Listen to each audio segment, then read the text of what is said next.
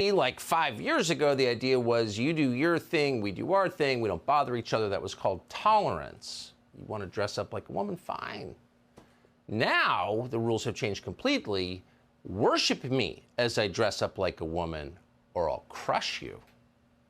That's why suddenly everything, even beer cans, are celebrating and promoting transgenderism. Bud Light has just released a commemorative can celebrating a man who dresses up like a woman. His name is Dylan Mulvaney. Here's Alyssa Heinerscheid, who brags that she is the first female VP of Bud Light, telling us that Bud Light loves Dylan Mulvaney but hates its own customers.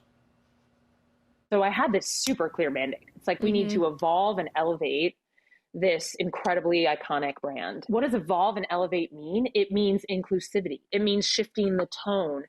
It means having a campaign that's truly inclusive and feels lighter and brighter and different and appeals to women and to men. And representation is at sort of the heart of evolution. You've got to see people who reflect you in the work. And we had this hangover. I mean, Bud Light had been kind of a brand of fratty, kind of out of touch humor. And it was really important that we had another approach. Out of touch, fratty and out of touch. Is there anyone more out of touch than that woman?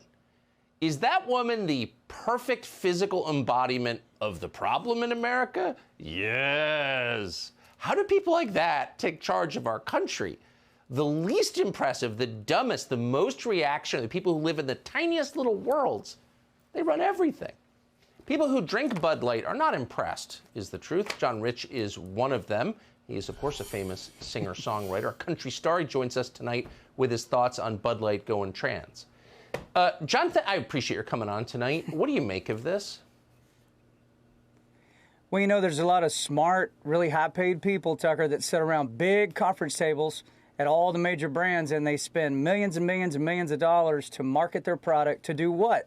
To sell more of it, whether it's beer or country music or a pickup truck or pretty much anything you can think of.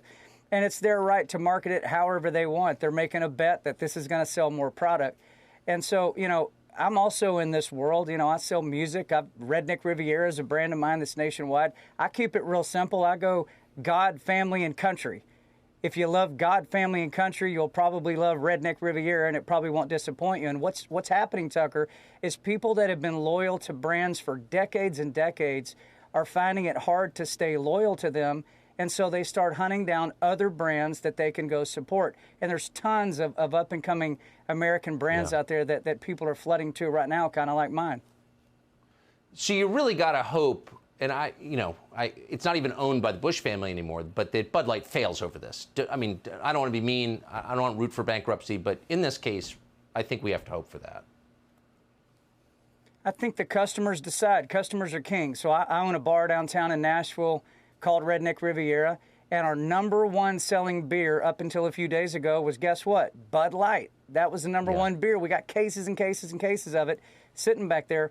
But in the past several days, you're hard-pressed to find anybody ordering one. So as the business owner, I just go, hey, if you guys aren't going to order it, we got to put something else in here. And at the end of the day, that's capitalism, right, Tucker? That's how it works. That's right.